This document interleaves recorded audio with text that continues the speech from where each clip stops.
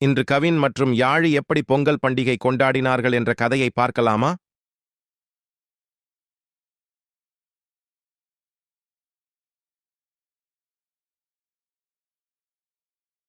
அதிகாலையில் வாசலில் அம்மா பெரிய வண்ணக்கோலம் போடுகிறார்.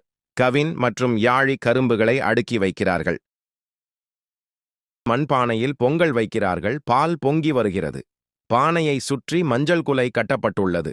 குடும்பத்தினர் அனைவரும் சுற்றி நின்று பொங்கலோ பொங்கல் என்று சொல்லி சந்தோஷமாக சிரிக்கிறார்கள். மாட்டு பொங்கல் அன்று ஒரு மாட்டிற்கு கொம்புகளில் வண்ணம் பூசி மாலை அணிவித்து அதற்கு அகத்திக்கீரை மற்றும் பொங்கல் ஊட்டுகிறார்கள். வீட்ல சாமி படத்துக்கு முன்பு புதிய துணிகளை வச்சு பலகாரங்கள் நிறைய படைத்து அனைவரும் சாமி கும்பிட்டனர்.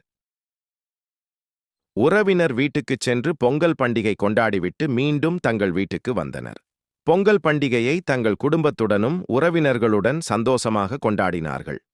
இந்த கதை உங்களுக்கு பிடித்திருந்தால் லைக் செய்யுங்கள், உங்கள் நண்பர்களுக்கு ஷேர் செய்யுங்கள், சப்ஸ்கிரைப் செய்யுங்கள்.